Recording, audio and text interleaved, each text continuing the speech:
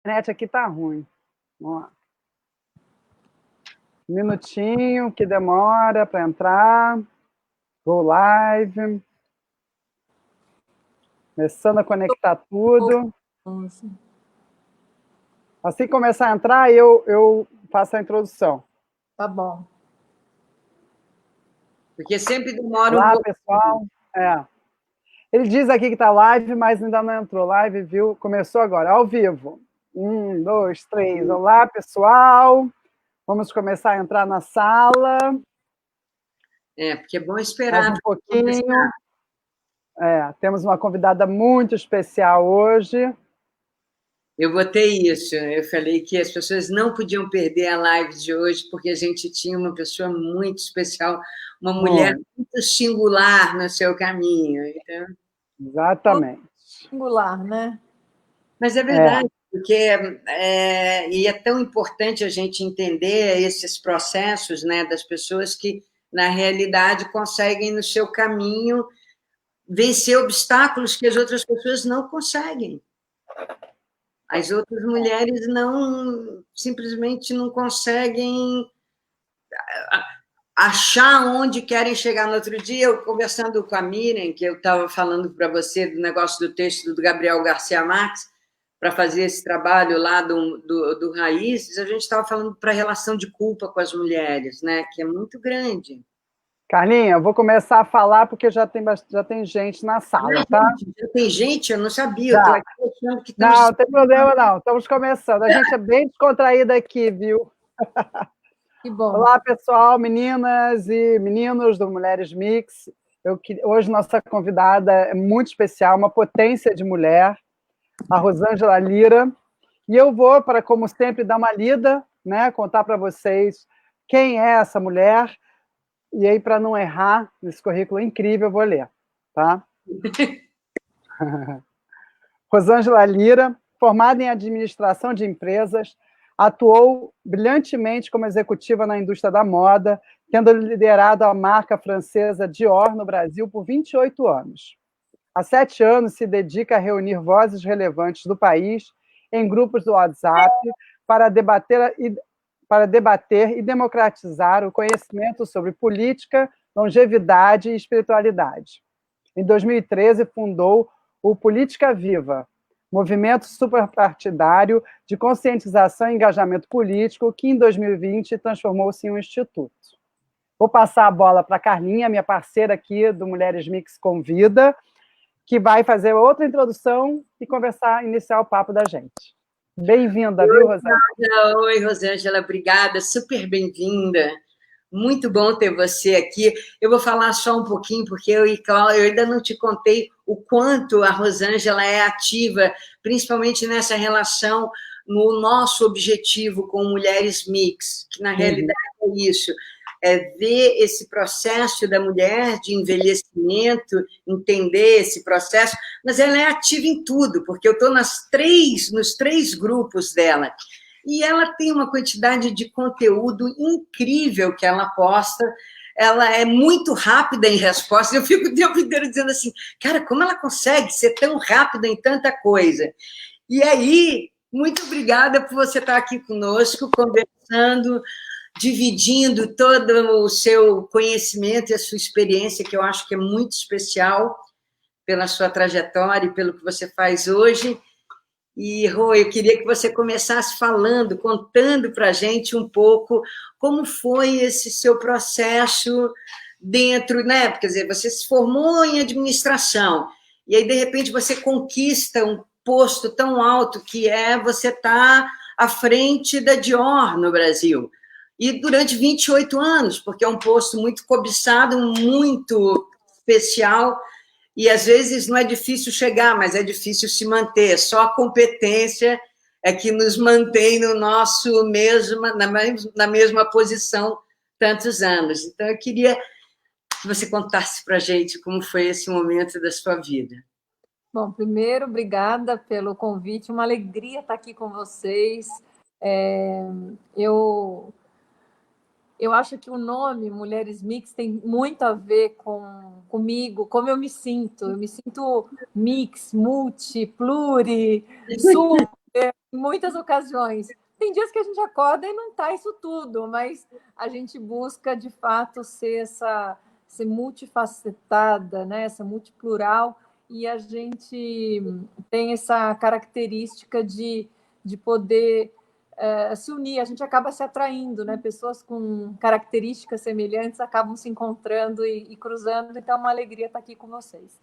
Bom, respondendo a sua pergunta, realmente não é fácil entrar e se manter num cargo tão desejado por homens e mulheres, né? Não só mulheres, mas homens também, que é cargo de gestão de uma marca, de negócio da marca para o Brasil e América Latina. O que aconteceu? Como é que aconteceu isso, né? Eu tinha 18 anos e fui trabalhar numa empresa, na faculdade, entrei na faculdade e minha mãe falou assim, não adianta só estudar, tem que já começar a trabalhar, tem que já começar a ter a prática, a vivência, porque os dois juntos vão dar melhores frutos, né? Minha mãe é psicóloga e jornalista, então ela falou todas as vezes dela, né? E aí eu fui trabalhar com 18 anos e trabalhava na Paulistur, que é a empresa paulista de turismo, que o presidente é João Dória.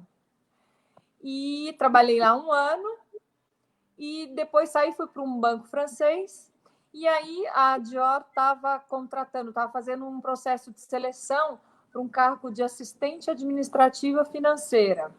Eu, como falava inglês e francês fluente, tinha começado a aprender muito cedo, com 4, 5 anos, então tinha todos os requisitos que a vaga demandava. E fui fazer o teste. Era um processo, era uma vaga e 200 mulheres. No caso, eram mulheres mesmo que eles estavam buscando. E aí eu achei um erro no teste. Mas eu achei um erro. E aí foi aí que eu acho que foi esse o ponto, né? Acho que tantas escolhas, tantas boas escolhas. Que incrível! Comigo, mas acho que foi o decisório. Essa coisa de eu ser detalhista, de eu ser um pouco chata, crica, né? De ficar observando. E acabou que eles me contrataram.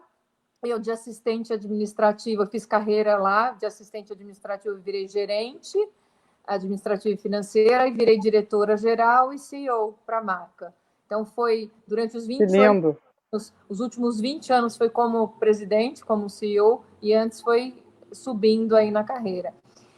E aí, gente, é um mundo maravilhoso, né?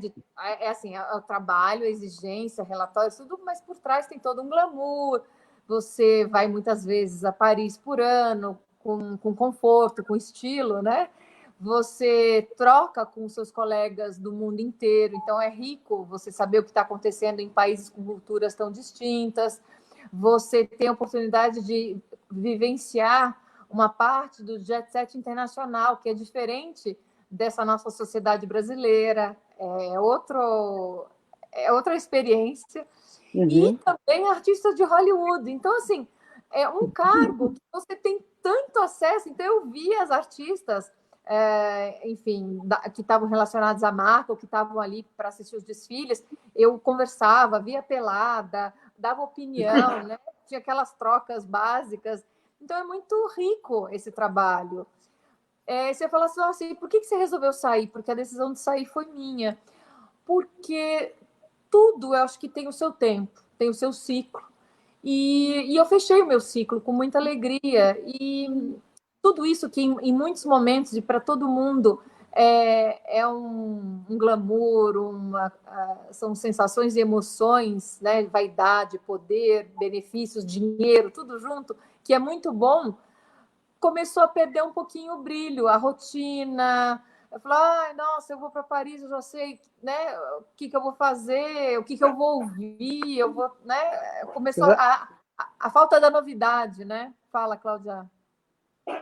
Não, eu ia falar justamente isso. O cotidiano, ele acaba com o glamour, né? A gente perde o interesse. Você sabe que você desenvolve um bom trabalho, você sabe que você faz é importante, é interessante, qualquer pessoa gostaria de estar ali, e aí você se vê numa situação que, para você tomar uma decisão, poxa, todo mundo queria estar aqui, eu estou aqui, mas quero sair, né? E aí você fica vivendo esse dilema, que Sim. é muito angustiante, né? por um ano, até eu identificar o que estava acontecendo, né? Aquela angústia, aquela vontade de acordava e não tinha mais aquele ímpeto, aquele impulso para ir trabalhar, né? Aquela coisa meio assim, tá. E até eu identificar isso levou quase um ano, e ter coragem de comunicar no caso, eu me reportava ao vice-presidente na França. Então, esse processo foi longo e foi dolorido, porque como toda ruptura, seja um relacionamento, seja um trabalho, e esse era muito longo, já tinham 25 anos, quando eu tomei a decisão, tinha 25 anos. E uma coisa interessante, e aí eu levei 3 anos, né? Entre um ano para trazer alguém de fora para me substituir, e um ano para formar essa pessoa. Então dá mais angústia, porque quando você toma a decisão, você quer se ver livre logo, né? Você quer pular fora. E eu tive você quer começar outra coisa. Longo, né? E por que aconteceu isso, eu acho? Porque eu parei aqui e fiz a pergunta que muitas pessoas não se fazem, ou porque não sabem, ou porque não querem fazer. Que é aquela pergunta, eu tinha 45 anos e falei assim, bom, o que eu fiz? Onde eu estou e para onde eu quero ir? Então, quando você para fazer essa reflexão e você olha para o cesto de jabuticaba, que você comeu metade já do cesto, já tinha ido embora, você já tinha comido, né, do seu jeito. E você fala, uau, agora eu só tenho essa outra metade. Como é que eu quero comer essa outra metade? Eu quero sugar até a polpinha, né? Se vacilar, como carocinho também, para ficar mais substância.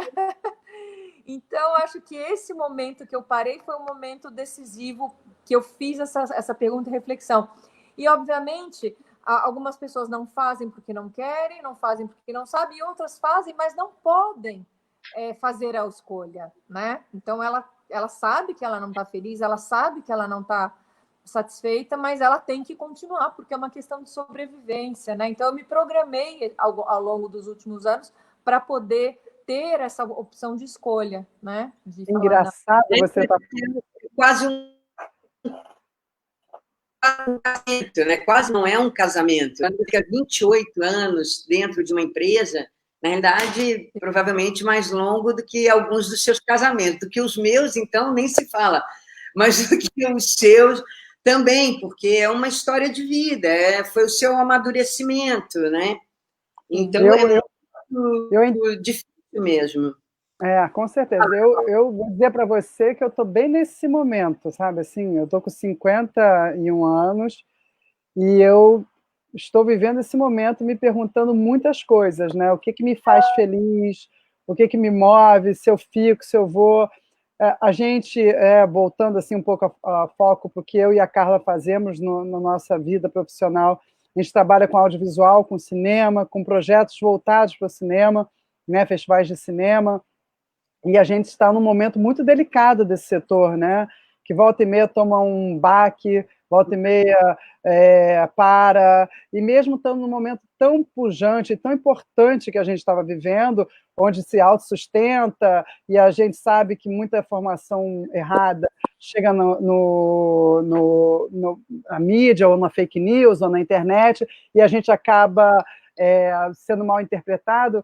Eu tenho me questionado muito, assim, sabe? Porque há 25 anos não estou numa Dior, né? Eu acho que o Dior é um pouco menor do que o seu na época, mas eu, 25 anos fazendo a mesma coisa, hoje eu me pergunto o que eu gostaria realmente de fazer. Eu acho que eu cheguei nesse momento. O que eu quero fazer daqui para frente? Como é que eu quero...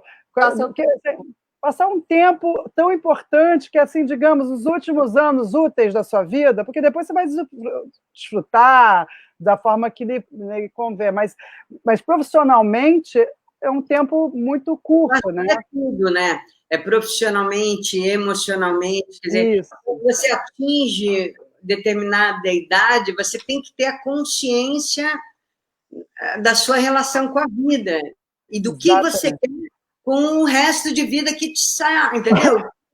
Que te sobra. E tudo bem, na melhor das hipóteses, nós vamos viver até 90 anos, pelo menos. Então, a gente está entre 20 e 30 anos ainda de vida. Por isso que eu fiz essa pergunta aos 45 e faço analogia com a metade do jabuticaba, né? Porque prevendo que Lógico. a metade já foi, eu tenho outra metade, né? E maravilhoso, maravilhoso. Né? Essa consciência é importante. E aí o interessante é que quando você toma uma decisão dessa, bom, primeiro, algumas pessoas te chamam de louca, né? Não apoiam a família, amigos mais próximos, né? Então, é uma decisão, muitas vezes, que você não tem o apoio do teu entorno. Você fica meio isolada, porque as pessoas começam, e aí, o que você vai fazer? Nossa, mas, né? Colocar mais dúvidas do que você mesmo gostaria de se colocar. E quando você não quer... eu não queria nada, porque é diferente quando você não está satisfeita com o que você está fazendo e você quer buscar essa outra coisa, né? Eu quero fazer audiovisual, cinema, eu quero fazer crochê, né? Para ter muita paciência, né? Mas não, eu não tinha nenhum desejo reprimido, nenhum sonho que eu não tinha ainda. Eu também não tenho. Não, eu sabia que eu não queria mais, mas eu não tinha alguma coisa para fazer. E isso não era uma preocupação para mim. Até porque eu sou presidente de uma associação comercial, fiz lá a revitalização do Oscar Freire, foi o primeiro enterramento de fios aqui de São Paulo. Então, eu tinha um escritório, né? Eu tinha um trabalho para dar continuidade. Não é que eu ia acordar e ia falar, e agora? Eu sabia que eu tinha uma rotininha ali, bem menos exigente, né? Do que os relatórios, as cobranças de performance, KPI, todas as coisas que Paris exige e que essa a parte do alto glamour, né? Que era total. O dia a dia, né? O dia a dia, né? E aí eu queria não fazer nada mesmo, sabe? A minha vontade era de não fazer nada. Eu voltei a fazer balé clássico, que eu fiz 14 anos, né, dos 4 aos 18, eu fiz 14 anos, parei. Aí voltei a fazer balé clássico, sem aquela coisa assim, sabe? Tem que fazer, estou atrasada para isso, né? Porque a gente, quando tem o trabalho e as exigências e as nossas cobranças e as cobranças do outro, a gente vive, parece que a gente vive nesse estado, não é? Uma pressão, né? Você está sempre devendo alguma coisa. E eu não queria mais. Então eu comecei a viver uma outra realidade que era completamente desconhecida para mim, que era a contemplação, que era, eu acho que eu vou, sabe, assim, para mim foi muito boa essa experiência desses primeiros anos. E eu explico por que foram só os primeiros anos e não é até hoje. Que eu saí definitivamente e formalizei a minha carta de demissão faz 7 anos. E aí o que aconteceu? Quando você não quer nada, tudo acontece. Então, eu recebi proposta de startup, de sociedade, de parceria, de trabalhos, tudo. E eu, como eu tenho muito respeito e amor ao ser humano, eu recebi todos, li com atenção e devolvi com as minhas opiniões, o meu momento, né, naquele momento, dizendo o que eu sentia com relação àquilo. Enfim, se tinha que incentivar, mas na sinceridade, né? Nunca na hipocrisia ou numa proforma. Na sinceridade, eu fui devolvendo. Mas nada que chegou às minhas mãos me apeteceu a ponto de eu falar assim, então tá, esse é um que vale a pena entrar de cabeça. Porque eu não queria mais aquele padrão, né? Eu quase caí um padrão de ter sócio. Aí eu falei, caramba, quem tem sócio tem patrão, tem cobrança, tem relatório. Não quero isso, né? E aí, tem relatório, é ótimo, né? E aí eu criei um movimento Política Viva, porque eu sempre gostei da política, não de ser política, da política. Nos primeiros anos, eu tive que responder assim quase que diariamente que eu não estava me candidatando a nenhum cargo, não tinha ninguém para indicar para nenhum cargo, porque era muito comum, como eu estou falando 7 anos e meio, ninguém falava de política, ninguém convidava você para um evento político. Então, as pessoas falavam, bom, ela vai se candidatar, né? Então, qual era o cargo? E essa vontade é porque até o fato de eu criar uma associação comercial lá no Jardins, no Itaim, que são 2 bairros semelhantes, né, aqui em São Paulo, quer dizer que eu sempre privilegiei o coletivo, eu sempre pensei em minha cultura de coletivo, de comunidade, e a política é isso, é pensar no coletivo, é trabalhar, é servir. E aí eu falei, não, vou trazer a política para perto das pessoas, porque as pessoas se afastam do que elas não dominam. Mas sabe uma coisa, Rosângela, que eu acho que o maior problema da política no Brasil é exatamente isso.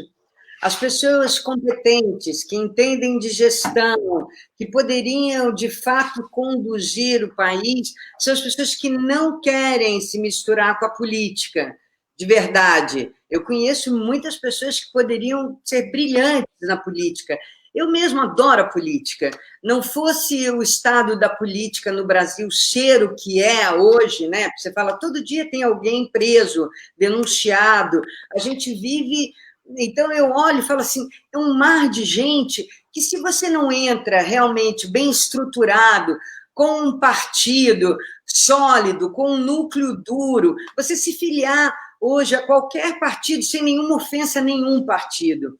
Mas existe hoje um exercício na política que, para mim, é muito esquisito e muito difícil. Primeiro, para as pessoas entenderem, porque o tempo inteiro todo mundo falando mal de todo mundo, grosseiramente, o tempo inteiro, você não consegue entrar na internet. Então, a política precisa de pessoas que nem você. É uma pena, porque eu fico vendo você no Política Viva, eu sou aquela que, em grupo, eu leio, eu quase não falo. Eu, de vez em quando, eu falo uma coisa, outra, mas eu leio absolutamente tudo de todo mundo.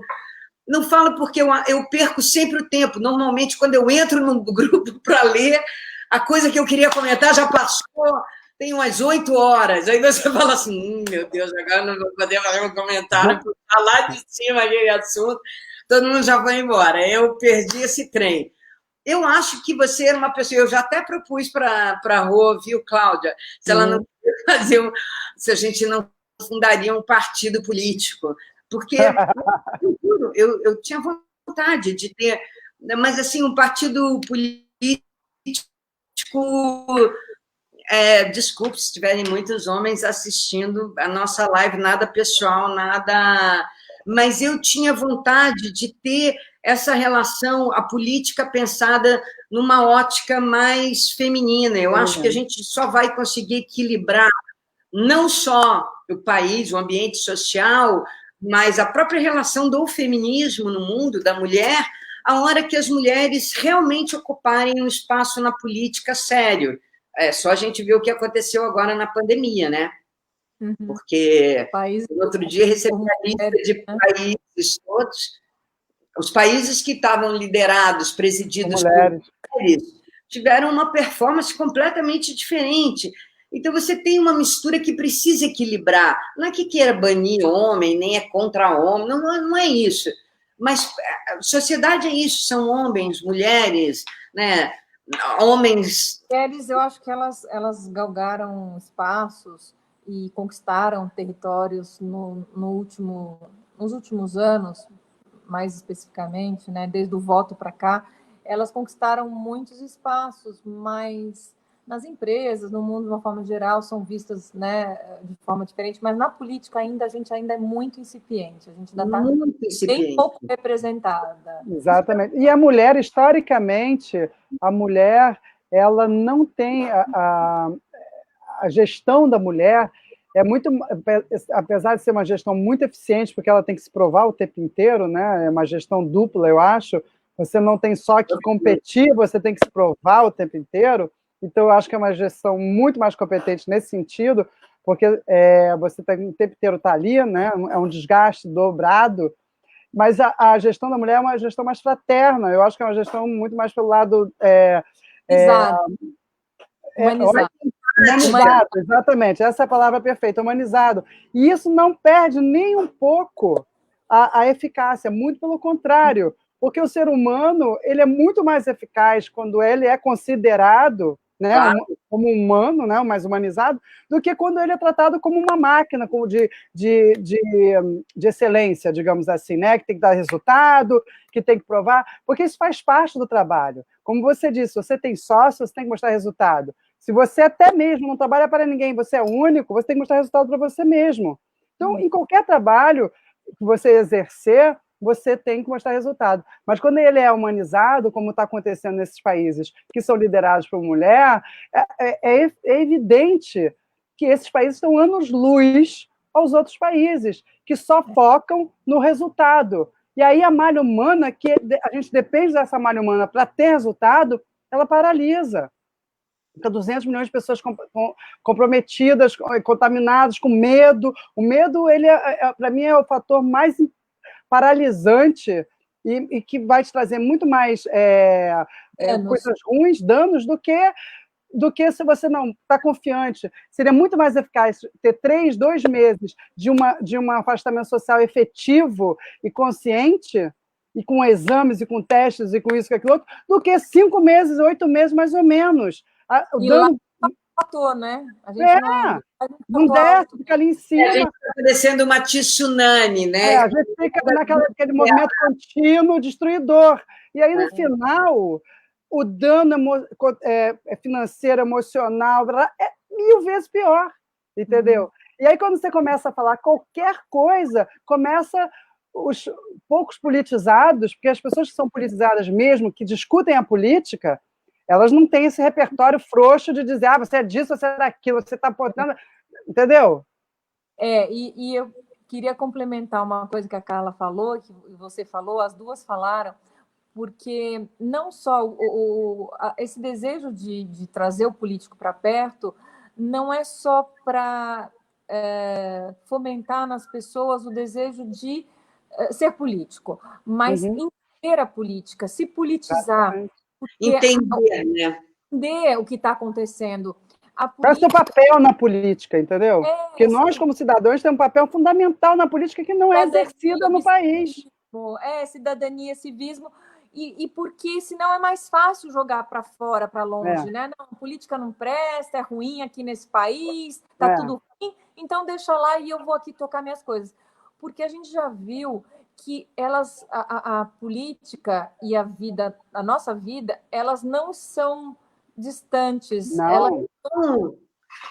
A política afeta diretamente o nosso dia a dia. Então, essa percepção que eu vou tocar a minha vida e deixa a política para lá, não... eu não quero saber de política, né? A pessoa fala assim, meu amor, a política decide a sua vida. Os procedimentos que a gente é obrigado a seguir, todos esses, né? A gente é regido.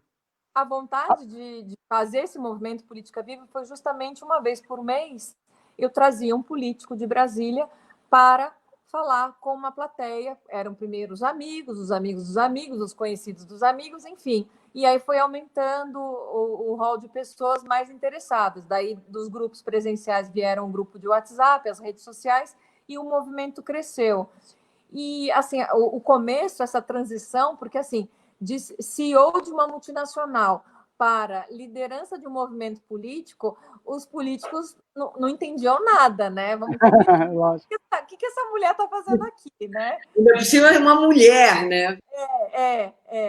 E aí eu tive que ir para Brasília muitas vezes, porque não adianta mandar um e-mail convite, né? Eu explicar o que era aquilo, por que eu estava fazendo aquilo. E totalmente, eu nunca fui filiada a nenhum partido, então não tinha, no mesmo tempo que mostravam um suprapartidarismo, né, uma imparcialidade, também não tinha ninguém para me indicar, né? Por outro lado, não tinha, olha, ela é aqui filiada do meu partido, atendo, né? Então eu era... E aí foi um trabalho que foi interessante, né? Porque eu lembro a primeira sessão que eu assisti da Câmara dos Deputados, não foi do Senado, a primeira foi do Senado, a segunda foi da Câmara.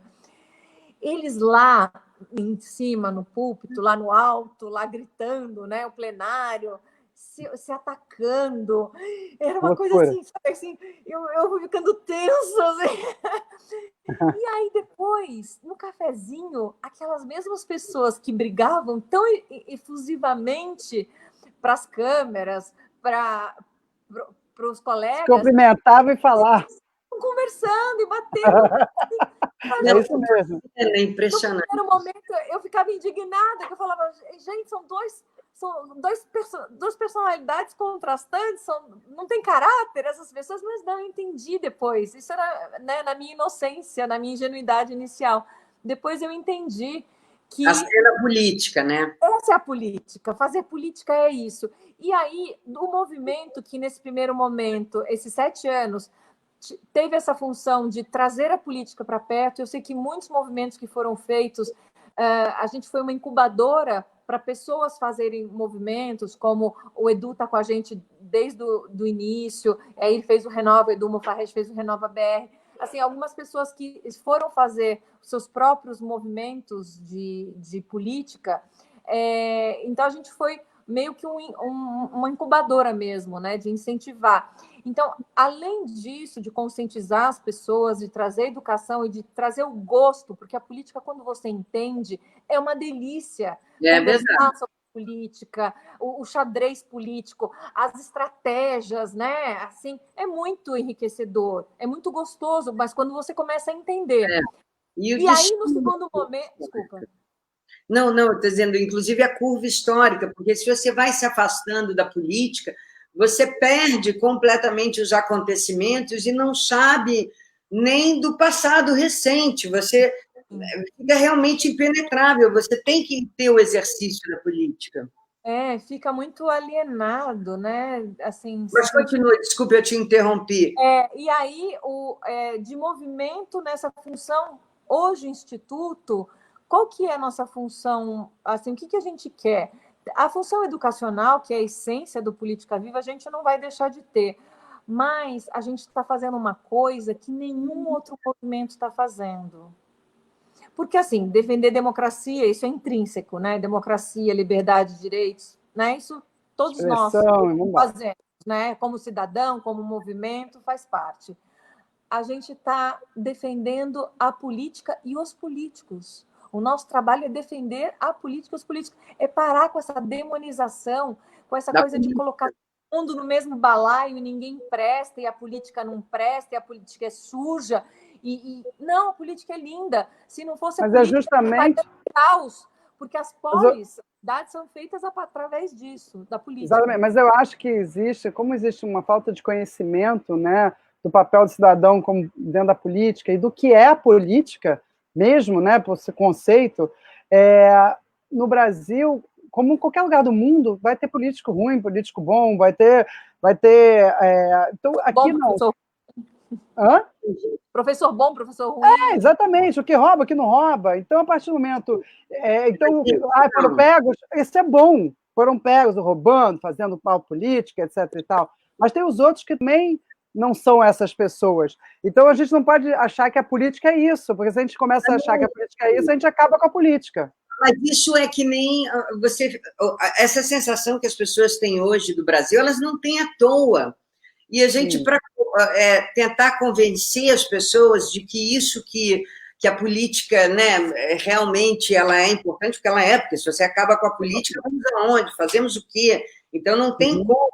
Por outro lado, a experiência que a gente tem de 35 anos, quer dizer, desde que a gente entrou, né, no processo de redemocratização, desde a Constituinte, a gente vem apanhando uma atrás da outra.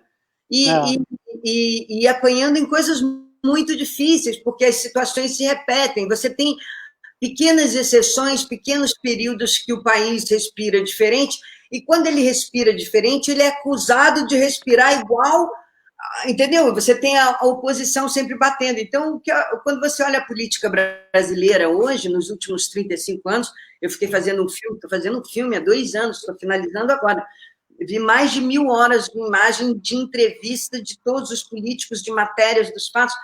Você olha essa trajetória, ela é muito complicada. Eu espero que o meu filme ajude as pessoas a se verem, os políticos, que se você me perguntar assim, quem você gostaria que mais... Eu adoraria que todo mundo no país visse o meu filme, porque eu tentei fazer ele através do caminho do meio, sem julgar, sem defender, pegando os fatos históricos que construíram a história do país hoje. É difícil, é difícil. Não é a gente que está demonizando nada, não é uma... Tudo bem que é importante fazer e pensar que a gente não pode destruir com isso, nem demonizar a ponto de você não conseguir construir mais nada, né? Mas... Dentro desse trabalho do Política Viva, né, que eu acho um trabalho incrível, estou aqui já apaixonada pela essa ideia, pelo seu trabalho, quais são as ações assim que saíram desse grupo, coisas assim bacanas que, para quem não conhece o trabalho, possa conhecer um pouquinho do que vocês fazem? Então, primeiro, a gente criou uma base de informação de combate a fake news. Nós, há 7 anos, não existia essa expressão fake news. A gente combatia post mentiroso. Muito bom. É igual personal trainer. Esse personal trainer era professor de ginástica, né? Que chegava... Exatamente. Então, a gente se associou, assim, fizemos parcerias com algumas agências, como a Lupa, que é a primeira agência de fact-checking do Brasil, e a gente sempre trazia. E essa educação também, a gente tem 10 grupos de WhatsApp, são mais de 2.000 pessoas. E educar para que elas tenham responsabilidade de... Ao transmitir a informação, né? Exatamente, de verificar. Então, a gente fez todo o processo educacional e uma parte dele foi doloroso, porque a gente via que quando a gente falava, mostrava, fazia vídeo, ensinava, alguns ainda tinham arraigado o que eu chamo que esse trauma, esse desejo de ser jornalista no grupo de WhatsApp. Então, ele quer dar o furo de reportagem e ele perde a responsabilidade de checar antes. Mas é que foi uma pessoa muito boa, muito idônea, né? Provavelmente um tio, um primo, né? E aí a gente teve que ser dolorido porque a gente começou a colocar regras e a suspender pessoas pela frequência de fake news.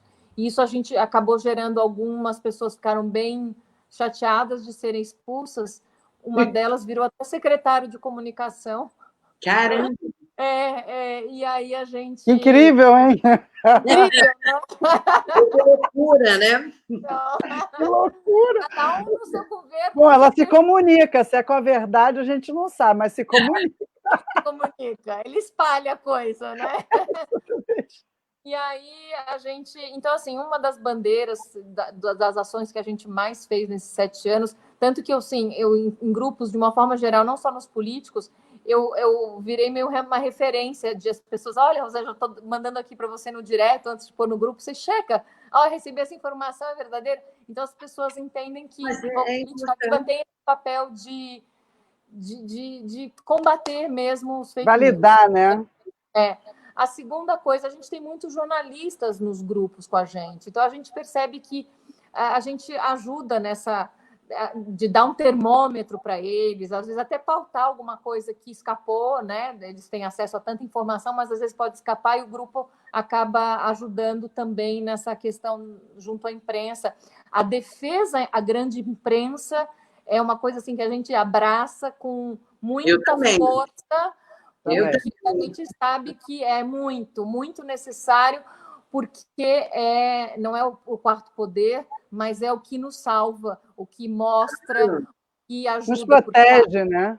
Nos protege, porque essa disseminação de blogs e sites de notícias com viés e criadas nos 2 últimos anos, enormes... Uma loucura. Elas se replicam. Então, você dá um Google e você vê 10 sites com a mesma notícia, você tende a acreditar que aquela notícia é verdadeira. Eles se retroalimentam e se auto-chancelam. Exatamente. E aí, medo, então, né? A gente tem essa coisa de defender a imprensa com todos os... Seja em notas, seja em comunicados, seja dentro das nossas redes, enfim, de priorizar a imprensa. Quando você olha e a imprensa é acusada por todo mundo, por opostos, pela direita, pela esquerda, pelo centro, você fala, de alguma maneira, a imprensa trilha um caminho importante, que ela deixa claro coisas que as pessoas não gostariam de ficar claro, que fossem expostas. Então, por isso todo mundo faz essa corrente unida contra. Aí, bom, a gente deve ter uma imprensa equilibrada, né? Não é nem que eles fazem unidos, eles fazem momentos diferentes conforme lhe atinge, né? Então, se está falando do outro, valeu, mas está falando... Mas é a mesma atitude, né? É a mesma atitude contra a imprensa, é a mesma visão de que você tem um inimigo na imprensa, sempre. Porque, na realidade, tudo que todo mundo quer é ocultar coisas e formar verdades a partir daí. Felizmente, não todo mundo, né? A gente não quer, a gente quer... Não. Quando eu quero dizer assim, o intuito político, né? A gente está vivendo uma coisa, graças a Deus, não é todo mundo, realmente, mas a gente está vivendo uma coisa muito esquisita, eu acho. E terminando de responder a pergunta da Cláudia, a terceira ação, o terceiro movimento que a gente tem feito, é criar esses canais junto aos políticos, do legislativo, senadores e deputados federais, e isso é muito interessante, porque na formação do Instituto Política Viva, a gente pôde contar com o apoio, o respaldo de 35 nomes da política nacional, bastante considerados, viés à direita, poucos mais à esquerda, né? Porque hoje a direita está um pouco desfigurada, né? Ela vira uma extrema direita, né? Não existe quase uma direita, quase uma extrema direita. Então, a gente teve a participação de 35 políticos que apoiam o Instituto, desde Fernando Henrique Cardoso, Michel Temer, Rodrigo Maia, Marina, Ciro Gomes, Marta Suplicy. Então, assim, a gente conseguiu juntar um grupo de políticos, e esse canal que a gente abriu com eles é muito importante, porque a gente consegue ouvir e ser ouvido.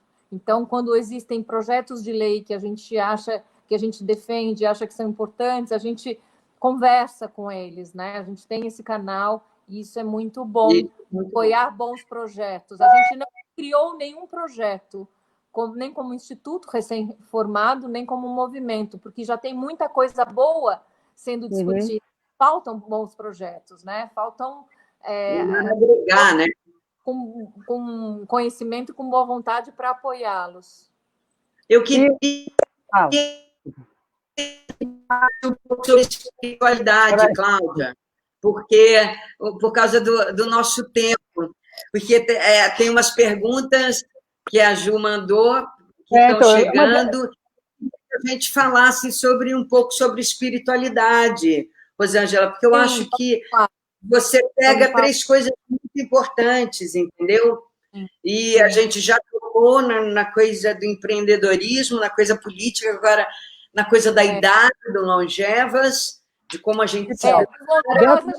A gente não falou da longevidade, e ele foi o assunto, quando eu estava citando que caiu muita coisa no meu colo e eu respondia tudo, mas teve um tema que foi longevidade que me atraiu, e eu estudei durante 3 anos as Blue Zones, que são as áreas no mundo, 5 locais no mundo, onde as pessoas vivem mais tempo, que é Okinawa, no Japão, Sardenha, Grécia, Costa Rica e Califórnia. Então, estudei, me dediquei, e aí eu descobri que não existe um manual. Falar assim, olha, se você fizer todas essas coisinhas aqui, você vai viver mais e melhor. Porque cada um desses 5 lugares tem características diferentes. Um dorme à tarde, outro é o leite de cabra, o outro faz isso, o outro é a família. Alho com cebola, né? Não existe, assim, um padrão. Existem algumas características, algumas metodologias que são comuns a todos, mas é um pouco. As outras... E a gente criou um programa, junto com uma equipe multidisciplinar, a gente criou um programa de longevidade para o Brasil. E a gente a operar no passado, fazer esse programa na forma de vivências presenciais e esse ano virtual. Então, a gente, com essa equipe de psicólogos, terapeutas, enfim, facilitadores, tem um grupo bem bacana e bem multi, porque não é falar assim, vou meditar. Não, meditar é bom, mas ele sozinho não vai resolver o todo. Então, assim, o diferencial do programa, que chama Programa Longevix, com X, Longevix, o diferencial dele é que é o conjunto de ações, de vivências, de experiências e de atitudes que você tem que ter para a dor que a gente vai resolver ou viver mais e melhor, né? Combater medo, solidão, insegurança, enfim. E agora, nessa pandemia, se era uma coisa que era boa, agora ela virou fundamental. E aí, dentro do programa de longevidade, você tem os pilares que são a espiritualidade, o conhecimento, então entra o Política Viva, e o humor, porque quando você sorri, você sorri, esse músculo passou uma mensagem para o meu cérebro, e o meu cérebro liberou hormônios bons, positivos, como serotonina, entendeu? Mesmo que eu não esteja alegre, olha só como é o corpo humano. O fato de fazer assim, mas você vai ficar com ruga? Dane-se as rugas, eu vou ficar saudável. Eu sempre eu ria demais. O Eric, maquiador da TV Globo, falava isso para mim. Ele falava, você ri muito, você vai ficar cheia de rugas. Eu dizia, mas eu não aguento, eu adoro rir. E se você fizer um teste e sair andando pelo meio da rua com um leve sorriso, você vai ver que as pessoas que cruzam com você, imediatamente, ao baterem o olho no seu rosto, elas sorriem. Então, é muito legal nisso, essa percepção de como você pode induzir. Eu estou preocupada com o tempo, Cláudio, por causa das perguntas. Então, amor, olha só, as perguntas... Então, as pessoas estão falando aqui, não tem tanta pergunta. Pode ir falando. Então tá bom, eu estou preocupada. As pessoas estão amando ouvir, mais importante. Humor, espiritualidade e conhecimento são alguns dos pilares da longevidade. E eu criei grupos. Então, assim, você falou que você está nos meus 3 grupos, na realidade, assim, são 10 de política, 5 de espiritualidade, 3 de humor, aí tem 2 de longevidade. Isso são que eu administro, para os do trabalho, né? Da associação, enfim. Estou falando, você não está entendendo. Você tem para fazer alguma coisa, porque eu vou dizer uma coisa a você. Eu acho que... Chegou perguntas? Ótimo. Chegaram as perguntas, vieram me avisar. Agora, deixa eu fazer uma pergunta minha. Existe no Brasil alguma cidade que seja considerada uma cidade onde se vive mais no Brasil? Não. Tem estudo? Não. Existem cidades que têm pessoas que vivem mais. No interior, historicamente, se vive mais, mas não existe uma cidade referência aqui. Você tem, por exemplo, Santos, é uma cidade que tem muitos velhinhos. O Rio de Janeiro, né, tem muitos aposentados. Assim, a praia é um dos fatores. Se você pegar todos esses lugares que eu falei, são todos lugares de praia. Você tem a Califórnia, Costa Rica, Sardenha, Grécia, é uma ilha, e a Grécia. Então, essa vida de praia ajuda. Então, você tem a praia e você tem o interior, aquela vida mais saudável, de alimentos orgânicos, de dormir mais cedo, acordar cedo, de ter uma vida mais tranquila, né? Eles nunca viveram aquele negócio que a gente falou antes.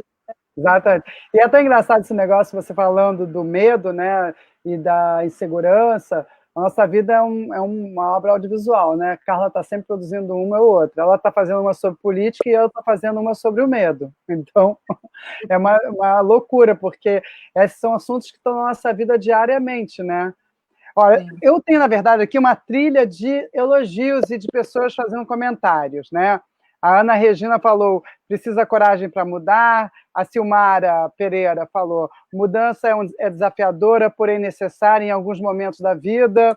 A Helena falou, bom ouvir você, Rosângela. A Esmeralda, política pela ótica das mulheres seria interessante. Então, assim, tem muitos comentários, e as perguntas que foram feitas, assim, Alessandra, que falou, tão importante discutirmos de política, Helena, pensamento naturalmente voltado para o coletivo, né? As mulheres, ter uma mulher, né, com pensamento. A Nívia, ótimo papo, gostoso ouvir, as três estão em sintonia. Bom, muito bom, né? Eu acho que a gente, se vocês não tiverem nenhuma pergunta, eu posso tentar... Eu tenho algumas perguntas que foram feitas antes. Tá. Sobre longevidade, né? Que é o que a gente estava agora. Se dentro desses lugares que é onde você citou, apesar de a gente saber que tem toda uma questão de um fator externo, né? Que é a praia, mas você acha que tem algum segredo que esses lugares têm para ter uma vida mais saudável? Tem alguns pontos em comum a todos, além da praia. Relacionamento entre pessoas. A integração social é um fator muito importante dentro. Você fala assim, vou tomar vacina da gripe, vou evitar estresse, vou me alimentar bem, vou fazer check-up, vou fazer exercício. Todos a cartilha que a gente sabe que são positivos, né? Se são factíveis no dia a dia, é difícil evitar estresse, né? Vamos combinar, né? Agora, se você fizer todos esses, você vai ganhar, você vai ter um ganho de qualidade de vida, de saúde, de bem-estar, claro. Mas tem esse daqui, que é a integração social e relacionamentos próximos, que ele tem um peso muito grande em todos esses lugares. Então, por exemplo, no Japão, não é que eles são um povo que saem interagindo, né? Porque é uma cultura mais reservada, um povo mais reservado. Mas eles têm muito próximo o núcleo das famílias. E uma coisa muito importante que eu acho que é o conceito do coletivo, né? Porque você não se importa só com o seu, né? Você se importa com o coletivo. E a partir do momento que você se importa com o coletivo, mesmo que você não faça nenhuma ação específica para alguém, você está fazendo para todos. Né? Quando você não joga lixo, quando você não buzina, quando você não estressa, quando você não grita, qualquer coisa que seja no seu dia a dia, que você pensa no coletivo, automaticamente você está fazendo em benefício ao outro. Então, quando você diz que o coletivo e o humano não necessariamente precisa ser só convivência em família, mas saber conviver em coletividade. Porque no Brasil, por exemplo, quando você vai, por exemplo, a gente está vendo uma pandemia louca, né? Não adianta a gente se proteger dentro da nossa casa se os nossos próximos, que são os nossos porteiros, nossos assistentes, eles estão vivendo de uma forma desumana e sem acesso, sem ter toda essa informação. Então, como que você, né, pode dizer que você vai ter uma coisa positiva em relação a eles, né, no seu núcleo, se eles fazem parte do seu núcleo também? Porque o mundo está conectado. Queria complementar da velhice e da idade da companhia, porque quando eu fiz o Copacabana, que é um filme sobre a velhice, e eu pesquisei durante muito tempo, fiz muita entrevista, em Copacabana acontece um fenômeno genial, porque você tem uma população enorme em Copacabana, 80% quase do bairro é de pessoas da terceira idade, e elas se fazem companhia e têm um cotidiano. E o mais interessante na pesquisa, nas entrevistas, é que as pessoas tinham com quem conversar, porque quando você vai envelhecendo, a maior reclamação, basicamente 80% das pessoas que a gente entrevista, é você não ter pessoas que queiram te escutar. Então, você não tem com quem conversar. E Copacabana, de alguma maneira, embala todo mundo canta juntos, faz exercício. São pessoas que têm o relógio igual, funcionando ao mesmo tempo. Então, isso dá uma coisa de sintonia, né? Porque quando você vai perdendo as pessoas que você viveu, vejo meu avô morreu muito velho, ele dizia assim, não tem mais ninguém do meu caderninho de telefone. mas ele tinha um núcleo familiar muito forte. Então, isso é uma coisa para a gente pensar agora, não quando estiver com 80, 90 anos, né? Exatamente. Quanto mais cedo a gente começar a atentar para as questões que a gente deve, melhor você fertilizar a terra para colher constantemente para frente, né? Mas essa questão de ser ouvido, a dificuldade de ser ouvido hoje não é só do mais velho. O mundo não quer ouvir, né? Agora mudou, né? Porque a internet fez uma cambalhota no mundo. Naquela agora as pessoas estão ouvindo, mas isso não era...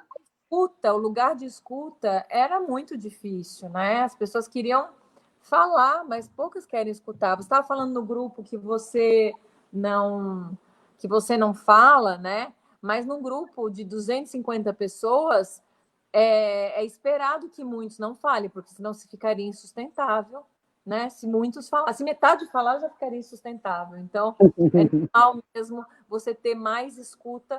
E eu adoro pessoas muito ativas, entendeu? Porque, na realidade, é isso. Elas complementam o seu raciocínio, elas observam coisas que você não prestou atenção. Então, é muito bom, é muito bom. Eu sou muito feliz de fazer parte dos seus grupos, queridona. E a gente é muito está acabando com a gente. Mas a gente tem tempo, porque a gente gosta de postar no Instagram, mas temos tempos e não temos tempo, né? Agora, vamos ver aqui, o Luiz... é interessante que eu gosto que tem os homens que vêm aqui acompanhar a gente. O país que tem uma mulher, peraí, chefe de Estado ou governo, via de regra, tem políticas públicas em prol dos cidadãos mais eficientes, eficazes e humanas. Vide como exemplo Nova Zelândia, Dinamarca, Croácia, dentre outros. Parabéns a todas pela garra e seriedade. Luiz Flora que falou. Nívia Costilhas. Vida saudável seria saber se administra diante de tantos afazeres. E Rosângela consegue com calma e naturalidade. Como consegue? Dicas? Eu sou longevas. Longevas, então, longevas. As pessoas me perguntam, né? Eu acho que... Bom, eu não tenho mais filho pequeno. Isso já é um grande diferencial hoje, né? Porque... Eu tenho 3. Então, assim, a gente sabe que... então, assim, o fato de não ter mais filho pequeno ajuda bastante. A outra coisa, à noite, eu procuro anotar o que eu tenho para fazer no dia seguinte, coisas que ficaram para trás. Eu não espero acordar para ir me organizar. Eu, na noite, nem que seja 15 minutos, não é uma coisa assim, né, que preciso muito tempo, não. Eu, antes de deitar, enfim, em algum momento, eu faço uma listinha. Amo, gente, papel e caneta. Eu também. E tem papel e caneta espalhado assim, no banheiro, na mesa de cabeceira, porque lembrou, tem que ter um papel e caneta ali na hora para anotar. Então, acho que essa organização que eu criei, esse método, me ajuda bastante a poder seguir, né? Guerrilha, né? Eu já chamei de tática e de guerrilha, porque... Né? De verdade, você hoje, a quantidade de acessos que a gente tem é um absurdo, né? Sim. Bom, gente, vamos agradecer, querida, muito obrigada pela nossa entrevista, pela nossa conversa. Maravilhosa. Você é uma pessoa muito especial. E eu tenho certeza que eu quero estar ao seu lado aí no que a gente puder fazer pelo nosso país, porque você briga pelas mesmas coisas que a gente briga, né, Cláudia? Exatamente.